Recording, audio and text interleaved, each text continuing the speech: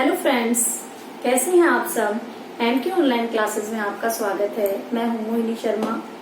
जैसा कि पहले हम अपने वीडियोस में टीजीटी के बारे में काफी बात कर चुके हैं, सिंधु घाटी सभ्यता और प्रागैतिहासिक कला के केंद्र के कुछ मुख्य बिंदु हमने अपने पिछले वीडियोस में पढ़े हैं, सिलेबस डिस्कस किया है। तो आइए फ्रेंड्स, आज हम अपने अगले टॉपिक की ओर चलते हैं और आज का हमारा टॉपिक रहेगा मुगल काल। ठीक है फ्रेंड्स, और इससे पहले कि हम अपना अगला टॉपिक स्टार्ट करें तो आप लोग मेरे चैनल को लाइक, शेयर एंड सब्सक्राइब कर लीजिए, जिससे हमारी आने वाली अगली वीडियोस आपको समय पर मिलती रहे। Thank you.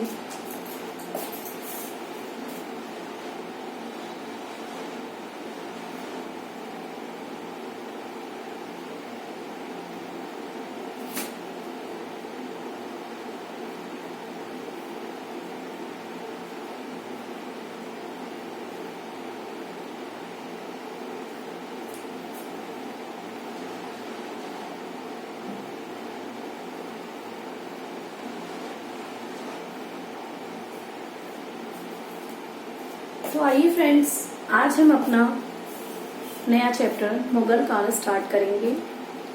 फ्रेंड्स, सबसे पहले हम, जैसा कि यहाँ लिखा हुआ है मुगल काल, तो इसको दो पार्ट्स में जैसे मैं डिवाइड कर रही हूँ, ऐसे आप भी अपनी नोटबुक में डिवाइड कर लीजिए।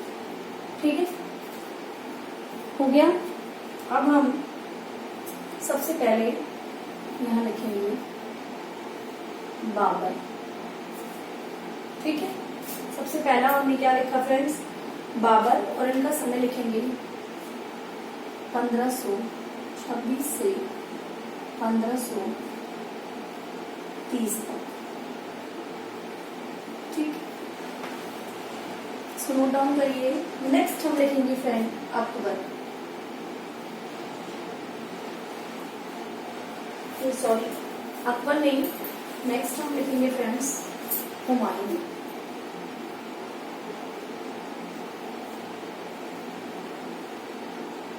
और इनका टाइम पीरियड जैसा कि यहाँ हम देख रहे हैं ना, 1530 पर यहीं से स्टार्ट करेंगे, 1530 से 1540। और ये टाइम पीरियड है इनका पहला, और दूसरा टाइम पीरियड इनका है 1555 से 1556। नेक्स्ट फ्रेंड, अब हम लिखेंगे, जैसा कि आपने देखा होगा पहले एक ऐड आया करता था, उसमें बोलते थे बाबर का बेटा हुमायूं, हुमायूं का अकबर। तो अब हम आएंगे अकबर की तरफ।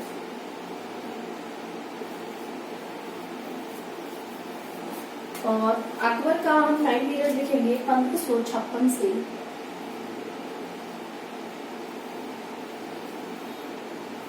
1605। और अकबर की बेटी कौन थी, सबको मालूम है, जहांगीर। ठीक, सलीम, शॉर्ट टाइम लिख देंगे इनको सलीम। ठीक, शहजादे सलीम बोला जाता था इनको, जहांगीर। ठीक है, अब इनका टाइम पीरियड हम लिखेंगे फ्रेंड 1605 से 1627। ठीक है, और जहांगीर के बाद हम पढ़ेंगे शाहजहां।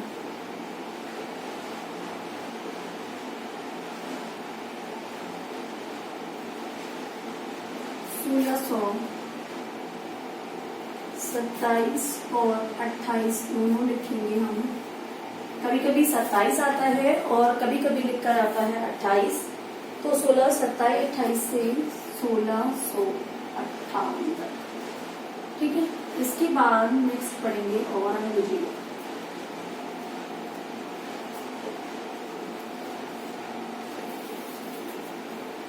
एक चीज बता दूं कि सबसे ज्यादा अगर आर्ट में कोई क्वेश्चन आता है तो वो जहांगीर से सबसे ज्यादा आता है। कला शैली के बारे में सबसे ज्यादा अगर कुछ पूछा जाता है तो वो जहांगीर से पूछा जाता है। ठीक है, अब औरंगजेब का टाइम पीरियड हम लिखेंगे फ्रेंड्स 1658 से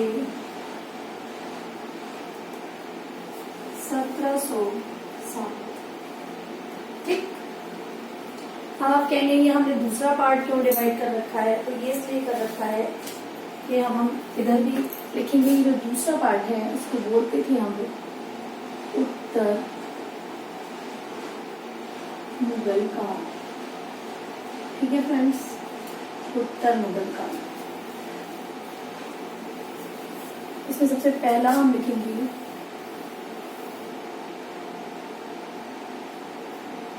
बहादुर शाह। ठीक है, फर्स्ट बहादुर शाह। और सेकेंड हम लिखेंगे मोहम्मद शाह रंगीला।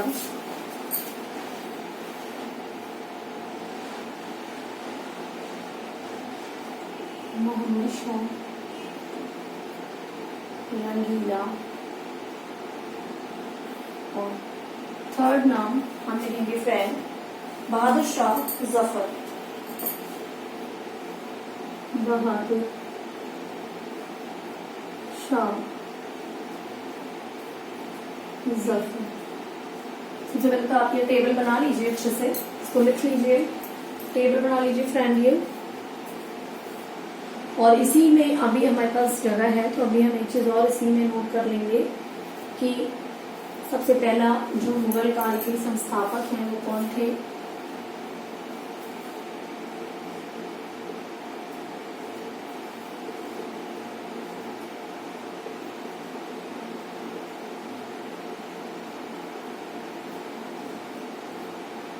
ओके फ्रेंड्स, बताया क्योंकि जब हमने इसे पढ़ना शुरू किया तो सबसे पहला शासक हमने कौन सा पढ़ा, बाबर। ठीक है, तो आप ऐसे चाहें ना तो इसमें आप सीरियल डाल लीजिए कि 1 2 3 4 5 6। तो इससे ये रहेगा अगर आता है कि दूसरा शासक कौन था तो भी आप अच्छे से बता पाएंगे, तीसरा कौन था तो आप इजीली बता पाएंगे। तो पहला शासक बाबर है, इसलिए संस्थापक भी बाबर ही है। और फ्रेंड्स, जो बाबर थे इनका नाम बाबर नहीं था, बाबर तो इनको बोला जाता था क्योंकि ये बहुत ही शूरवीर और पराक्रमी थे। ये लिख लीजिए आप, शूरवीर और पराक्रमी होने के कारण बाबर कहा जाता था। ठीक, और बाबर का जो शाब्दिक अर्थ होता है वो होता है फ्रेंड्स चीता। क्या होता है, चीता। क्योंकि चीता तो किसी से डरता नहीं है, तो बाबर का शाब्दिक अर्थ होता है चीता। और इनका जो रियल नेम था, वास्तविक नाम था, वो था जहीरुद्दीन मोहम्मद। क्या नाम था फ्रेंड, जहीरुद्दीन मोहम्मद। ये इनका वास्तविक नाम था।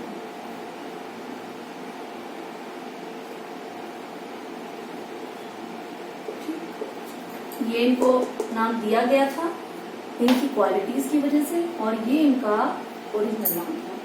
ठीक, ये लिख लीजिए। और इसी में आप नीचे जन्म लिख लीजिए।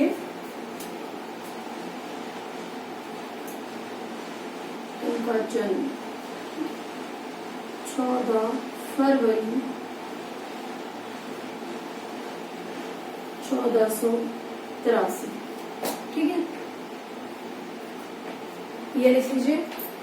और इसी में नीचे एक लाइन और ऐड कर लीजिए कि पिता की मृत्यु के बाद 8 जून 1494 को शासक बने। यहां से लिखेंगे हम, पिता की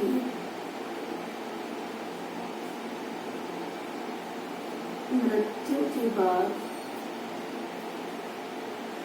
8 जून 1494 को 11 वर्ष 4 माह की आयु में शासक बने।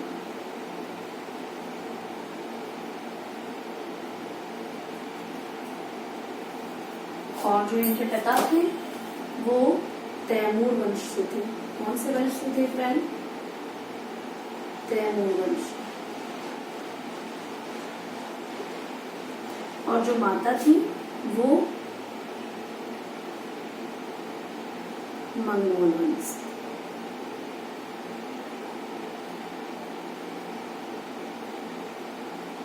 ठीक है, तो यहाँ याद रखने वाली चीज ये है, ये 1494 8 जून 1494 को 11 वर्ष 4 माह की आयु में शासक बने और इनका जन्म 14 फरवरी 1483 को हुआ था। इनका वास्तविक नाम ज़हीउद्दीन मोहम्मद था और ये बाबर कहलाते थे क्योंकि काफी शूरवीर, पराक्रमी और निर्भीक थे। मुगल काल के संस्थापक थे बाबर। ठीक है, तो ये कुछ इनके बारे में एक हमने सारा जो डाटा हमें बहुत जरूरी है, चाहिए ही, कला से रिलेटेड नहीं है हालांकि ये, लेकिन ये क्वेश्चन पेपर में आता है तो इसलिए जरूरी है। तो ये आप इसको स्क्रीनशॉट ले लीजिए, फिर हम आगे चलते हैं। स्क्रीनशॉट ले लीजिए फ्रेंड।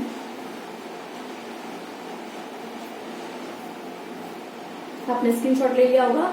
अब हम बोर्ड को क्लीन कर देते हैं।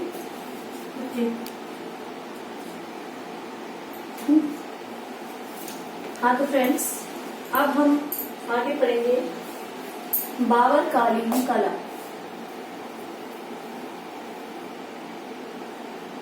बाबर कालीन कला। ठीक है, तो एक तो सबसे पहले हम लिखेंगे कि वास्तु कला,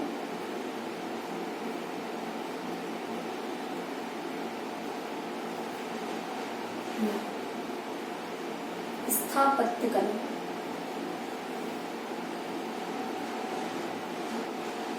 इसमें इनका क्या क्या योगदान था ये हम यहाँ पर जानेंगे। ठीक है, सबसे पहले हम लिखेंगे पानीपत का मस्जिद।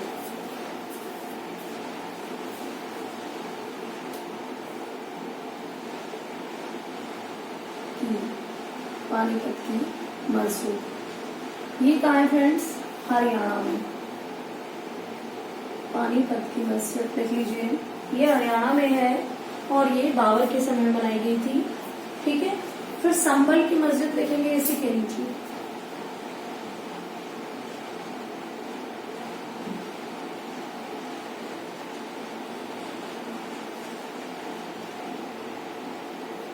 और ये भी फ्रेंड्स हमारे हरियाणा में है।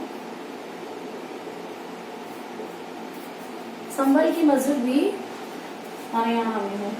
ठीक है, फिर बाबरी मस्जिद, ये तो सभी को पता होगा।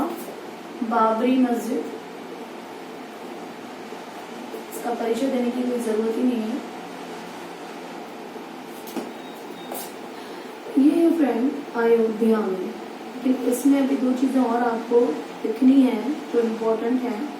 एक तो ये अयोध्या में है, थी मतलब बाबरी मस्जिद, अब नहीं है ये। इसका निर्माण जो है एक सेनापति हुआ करते थे, मीर बाकी। इसका निर्माण इसी में लिख लीजिए आप ऐड करके, बाबर के सेनापति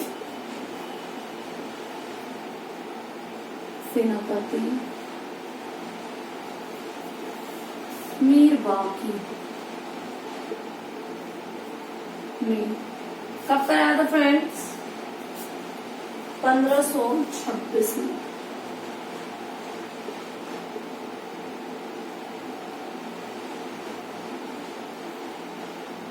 करवाया था। ठीक है, इसको लिखिए। इसका निर्माण इनके सेनापति मीर बाकी ने 1526 में कराया और दिसंबर 1992 में इसे तोड़ दिया गया। ये तोड़ी कब गई? दिसंबर 1992 में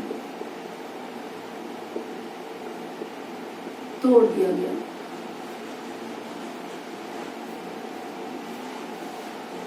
ठीक है, 1992 में इसको तोड़ दिया गया। तो पहला ये पढ़ा हमने, दूसरा ये, तीसरा ये पढ़ा। अब हम चौथे पॉइंट की ओर चलते हैं। चौथा, इसमें बाग बगीचे के बारे में बताया गया है कि इन्होंने कैसे बाग बगीचों का निर्माण कराना शुरू करा, तो इन्होंने, यहाँ से लिखेंगे इसको, चौखंडे। चौखंडे मतलब चौकोर, ठीक है। चौकोर बाग बगीचे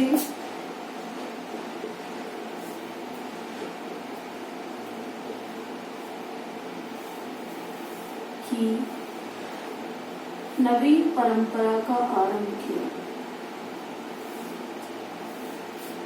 परंपरा का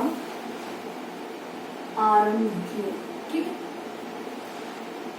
और ये जो ने बनाया, तो इसको क्या कहा गया, तो चौखंडा ये जो बनाया इन्होंने बाग बगीचा, तो इसको आगरा का, ये लिखेंगे इसको, आगरा का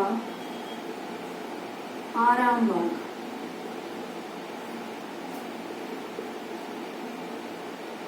कहा गया, ठीक है।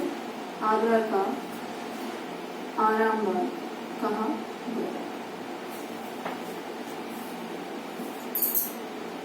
इसके बाद आगे बढ़ेंगे हम कि बाबर के समय के जो चित्रकार थे, उससे पहले एक पॉइंट और लिख लीजिए फ्रेंड।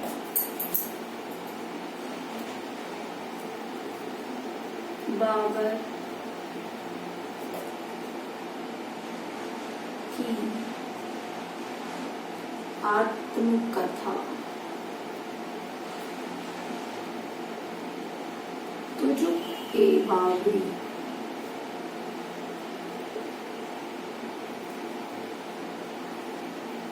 मोस्ट इम्पोर्टेंट है, इसको टिक कर लीजिए, पिछले पेपर उठा के देख लीजिए, बहुत बार पूछा गया है।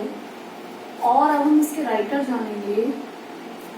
इसके राइटर बाबर स्वयं ही थे। बाबर ने लिखी, बाबर ने स्वयं लिखी।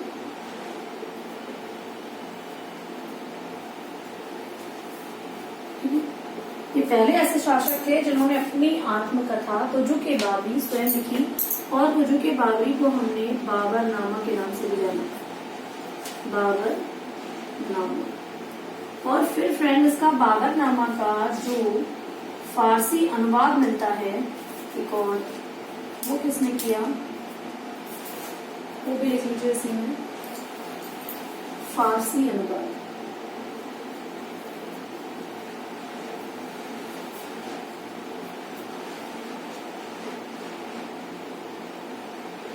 बैरम खां के पुत्र, बैरम खां के पुत्र अब्दुल रहीम खाने खाना। ये वही रहीम है फ्रेंड जिनको हम अपनी चौथी पांचवी क्लासेस से रहीम के दोहे पढ़ते आ रहे हैं, जिसमें हम पढ़ते हैं रहीमन नागा प्रेम का, ये वही रहीम है। बैरम खां के पुत्र अब्दुल रहीम खान खाना, ये अकबर के समय में हुए। तो इन्होंने, इनकी जो पुस्तक है ये बाबर नामा या तुझ-ए-बाबरी, इसका फारसी भाषा में अनुवाद किया, ठीक है। चलिए अब हम आगे बढ़ेंगे, पहले आप इसका स्क्रीनशॉट ले लीजिए।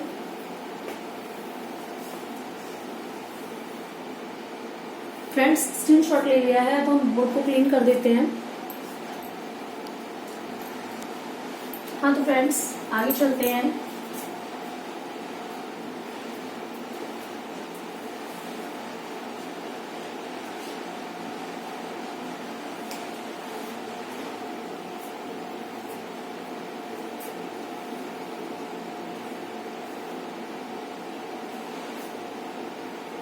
बाबर कालीन सर्वश्रेष्ठ चित्रकार, ठीक है। तो ये जो बाबर कालीन हम चित्रकार पढ़ेंगे फ्रेंड्स, तो ये हम सिर्फ दो ही चित्रकार हमें पढ़ने हैं, एक तो बियाजाद और एक शाह मुज़फ़्फ़र। तो हम इधर बियाजाद लिखेंगे और इधर लिखेंगे हम शाह। बियाजाद और इधर शाह मुज़फ़्फ़र, ठीक है। अब इनके बारे में जानेंगे। देखिए ये कलाकार थे बहुत अच्छे, लेकिन इनकी एक विशेषता थी और यही क्वेश्चन पूछा जाता है। इनकी विशेषता ये थी कि दाढ़ी रहित चेहरे नहीं बना पाते थे। जो कौन से चेहरे नहीं बना पाते थे? ये दाढ़ी रहित चेहरे नहीं बना पाते थे। आप सीधा सीधा लिखिए, नहीं बना, ठीक है। दाढ़ी रहित चेहरे नहीं बना पाते थे बेहजाब जो थे, ठीक है। और जो शाह मुजफ्फर थे, इनका क्या था? ये सादस्य चित्रण में निपुण थे।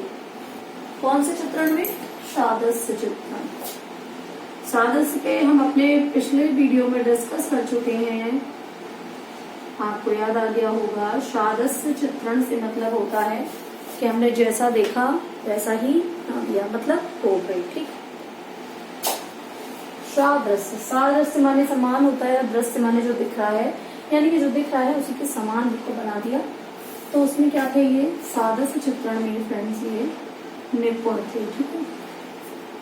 लेकिन इनकी मृत्यु बहुत ही कम आयु में हो गई थी, बहुत ही कम उम्र में इनकी मृत्यु हो गई थी, ठीक है। ये दो चीजें यहाँ से हमें कलाकार से रिलेटेड इम्पोर्टेंट थी जो हमने आपको बता दी। इनको नोट डाउन कर लीजिए आप। फिर आगे बढ़ते हैं नेक्स्ट। अब हम आगे चलेंगे फ्रेंड्स, और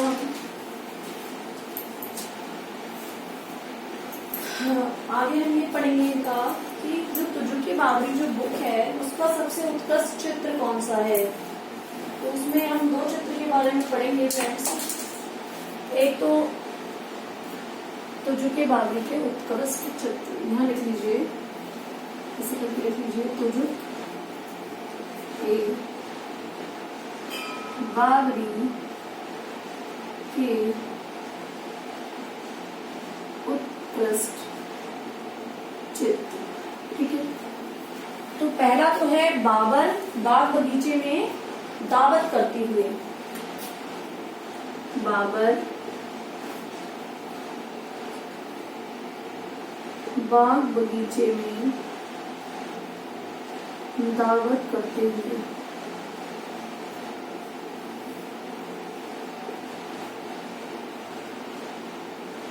ठीक, दावत करते हुए। और दूसरा है समरकंद के मस्जिद का उल्लेख। समरकंद के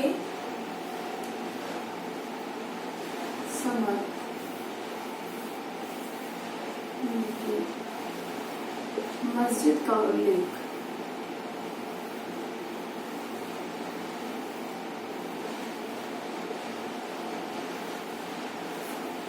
जो कैसी है? चीनी तस्वीरों से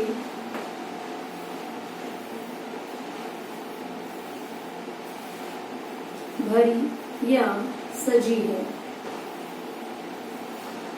समरकंद की ऐसी मस्जिद जो चीनी तस्वीरों से भरी या सजी है। यहाँ पर तस्वीरें कैसी हैं? चीनी, ठीक है। ये इम्पोर्टेंट है, ये लिख लीजिए, पहला ये और दूसरा ये। अब आगे चलेंगे हम फ्रेंड्स कि बाबर जो है वो जब आया था तो अपने साथ फिरदौसी की जो पुस्तक है वो अपने साथ लेकर आया था। उसका नाम था शाहनामा। बाबर मतलब जब भारत आया था, ठीक है। बाबर अपने साथ फिरदौसी की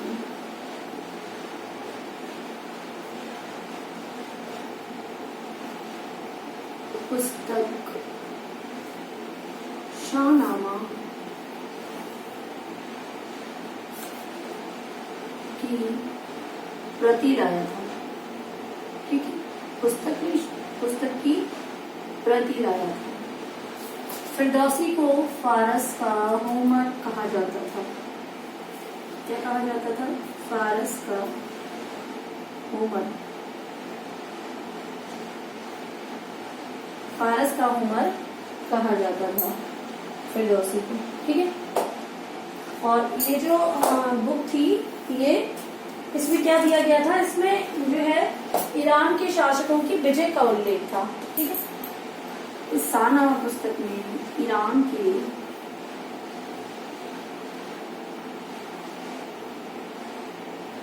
शासकों की विजय का उल्लेख। ठीक है, ये इम्पोर्टेंट था, ईरान के शासकों की विजय का उल्लेख था। और ये पुस्तक वर्तमान में कहाँ है, ये भी लिख लेंगे हम, ऐसे में एक साथ ही लिख लीजिए। वर्तमान में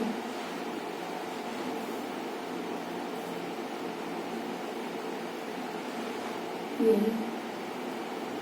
एशियाटिक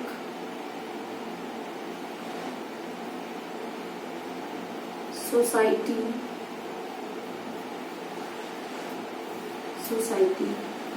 ऑफ लंदन में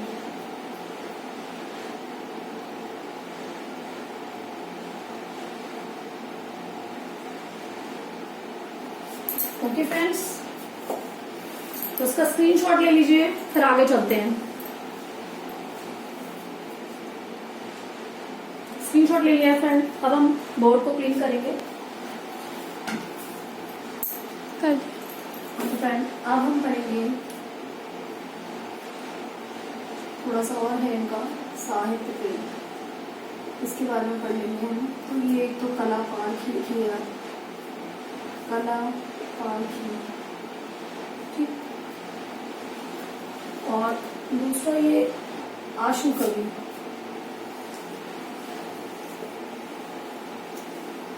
और तीसरा गद्य लेखक। ये हम साहित्य प्रेम में लिखेंगे फ्रेंड्स, लिखिए। और उसके बाद बाबर तुर्की गीतों का संग्रह एक प्रकाशित करते थे, उसको दीवान कहा जाता था। ठीक है, बाबर तुर्की गीतों संग्रह प्रकाशित करते थे।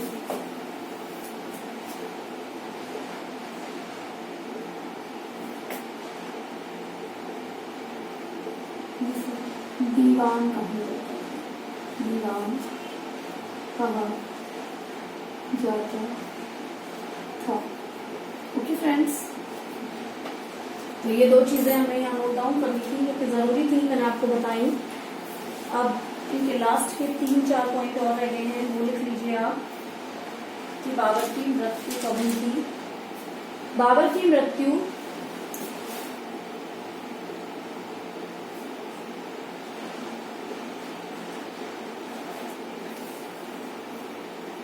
26 दिसंबर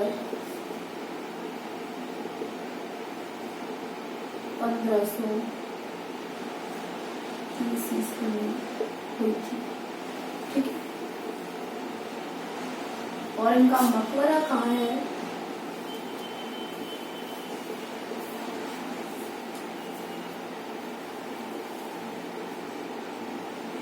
काबुल में।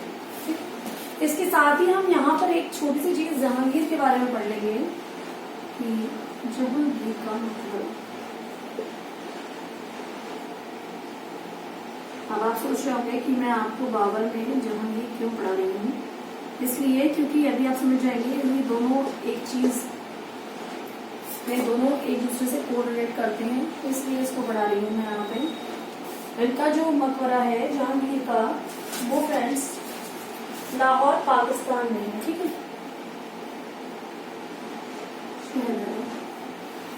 लाहौर पाकिस्तान। और इन दोनों को एक साथ लिखवाने का सिर्फ यही मकसद है कि आपको याद रहे कि यही दो ऐसे शासक हैं जिनका मकबरा भारत में नहीं है।